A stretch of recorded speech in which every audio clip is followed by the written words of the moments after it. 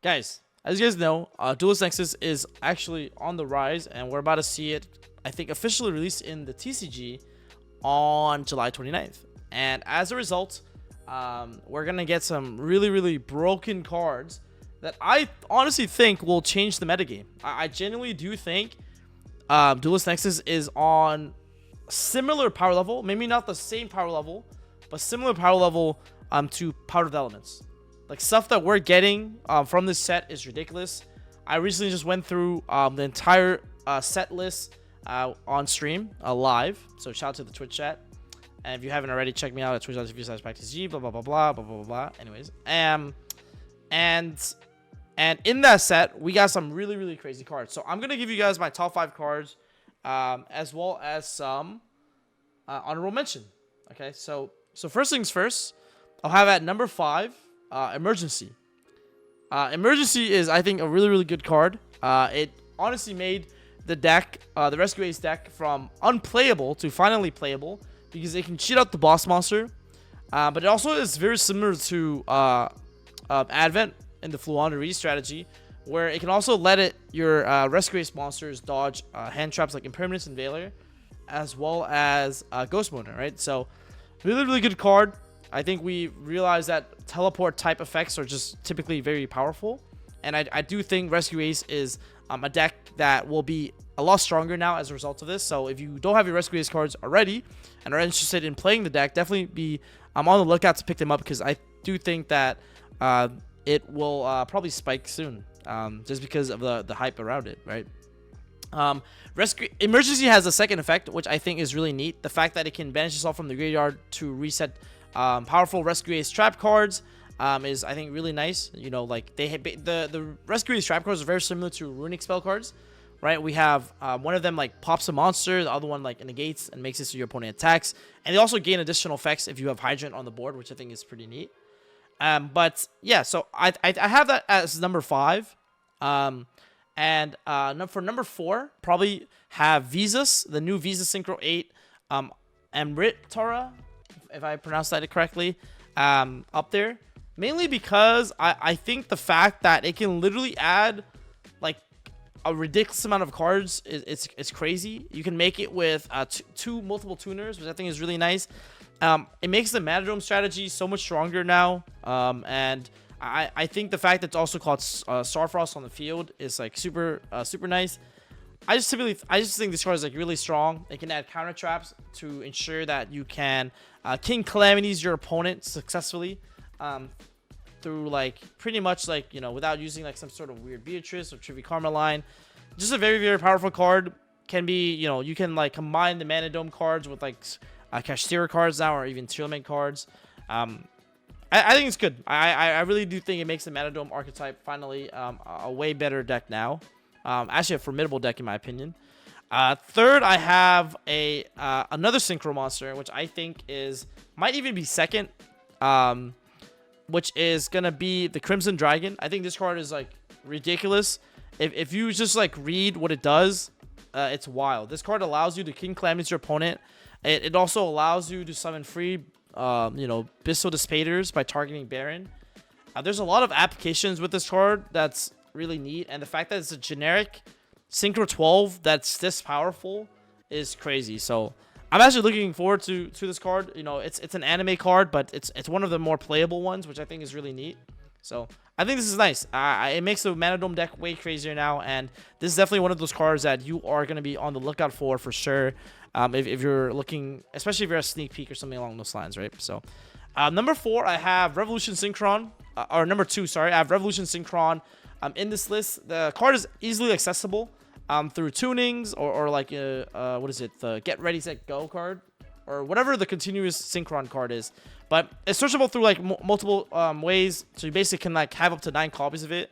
It makes the pure Synchron deck like way stronger, but it also have a lot of utility in like other strategies as well. Like you can play it in like Infernobles by using Revolution Synchron and a right token to make like Power Tool Dragon. That's like full Infernoble combo by searching, you know, Durandal. You bring back Revolution Dragon, which is basically like a glow bulb effect almost. Like I think that card is honestly like bannable one day. I think Revolution Synchron is like really crazy.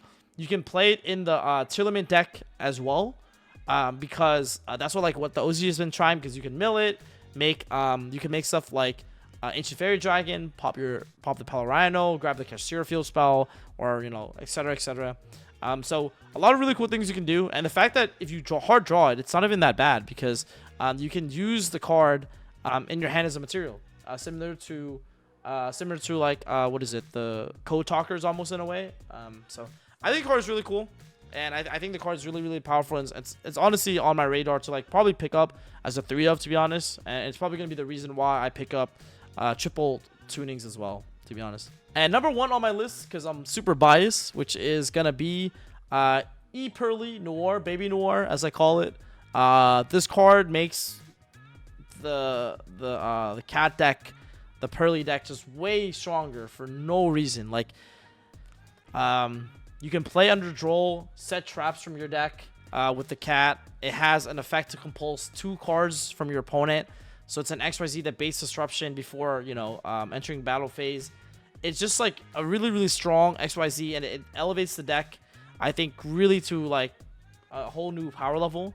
One of the issues with the yellow cat and the black cat was that you couldn't rank up with Sleepy Memory, and now that we can rank up with every memories in our deck now, it makes the Pearly deck just way stronger. So I'm really happy that we're finally getting Baby Noir. I think that card is super crazy, and I'm excited to be playing with it, right? Like, one Sleepy Memory can draw you up to 4 cards and spin 2 of your opponents by itself, which is insane.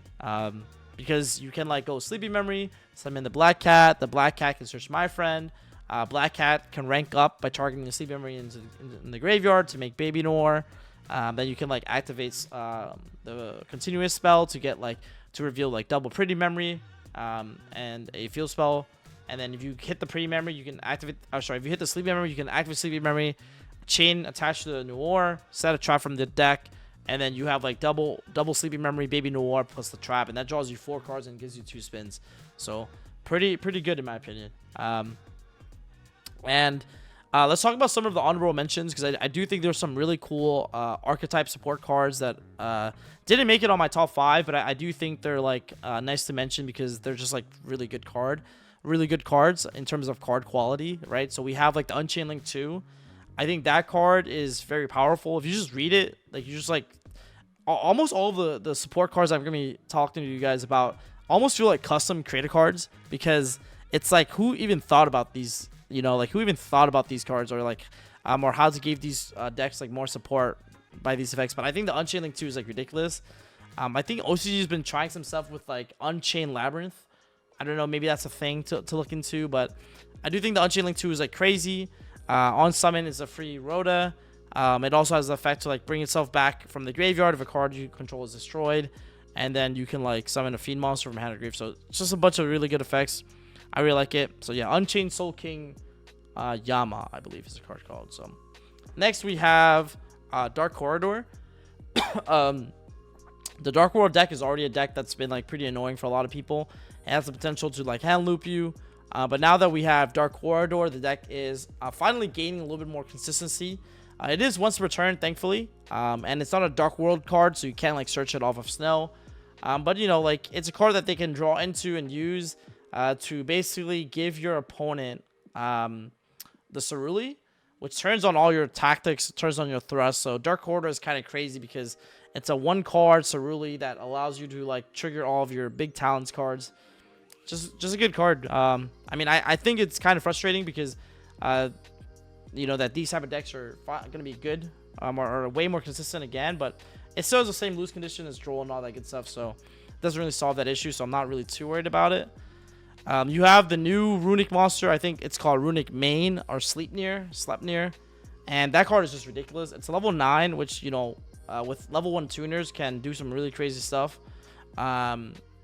I think you can also use it with like Revolution Synchron to make a free Crimson Dragon. It's like a 9 plus a 3. But yeah, it has a quick effect, Farfa effect, which is like insane. And then if your opponent adds a card, you get a free level 4 body. So it's literally just wild. So no complaints here. I think that card is cool for the runic strategy. I think it's gonna be better in like the runic stun deck, unfortunately, but there's definitely combos you can do where like you can actually rookie the Sleipnir to summon a Raphael from your deck, right? So hey, maybe this is maybe this is what people will try playing now. So kind of cool card. I don't mind it too much. Then we have like Ultra support. As you know, like I labbed some Ultra combos previously, and I think Malvis is like really broken. You add it to your hand, you free special summon it, and then it's also like a Wolf Bark on normal or special. So just two good effects. And it's also a level 3 tuner, so you can make like Arcanine Magician. You can like make Dawn Draxer if you want to spell Trap Negates. So a bunch of powerful Synchro 7s you can make with this card. Pretty good. Last is like Infernoble stuff support, right? And there's like Charlemagne as but I think I'm gonna list Angelica just because I really like Synchro monsters, and I think this is an honorable mention for me. But either the field spell for Infernobles, but this card searches the field spell, and it's called Angelica, the Princess of Noble Arms. It's a Synchro 5 that can search the Horn of Oliphant, or a card that mentions Charles. So the card that mentions Charles are like usually the field spell, which is really good because you can summon you can summon back Charles from the spell and trap zone that you can equip off Charlemagne. So you get like multiple spell trap negates, which is like kind of nice. And then the Horn of Oliphant is like a really good search target because it's basically a free trident that you can add. It's a trap card. It's a really good card that can like pop stuff, and I think you can side it for going first, like for matchups where it's like really powerful in. But having a mini blackout, I know it only pops one card, but like having effects that searches like those mini blackouts, I think is just like nice. And it also has effect where like if it's targeted for an attack or by a card effect, so like if you attempt to equipping is targeting. So like if you try to equip it with an equipped card or something along those lines, or target it, you can Foolish Barrel a Fire Warrior monster from the deck to the graveyard, and then banish it, and then summon like a Roland from your deck or X deck. So you can summon like the level 4 tuner, or you can even summon the monster, the Synchro monster as well. So I think this card is really good. It has like just literally 2 broken effects, and yeah, I think it's like pretty nice. So yeah, that's gonna be pretty much it, guys. Let me know your thoughts on any cards I potentially miss from Duelist Nexus that I should probably consider. But I think Duelist Nexus is a pretty exciting set. I think it's gonna change the game for the TCG and make it a little bit exciting for us again, since I think a lot of new decks will be viable. And yeah, don't forget to subscribe, guys, and let me know like the cards in the comment section below, like I mentioned. And also let me know if you want me to do a tier list of what decks I think will be strong post Duelist Nexus, and we can get on that as well. So let me know, and I got you guys. So anyways, Pack signing out. Peace.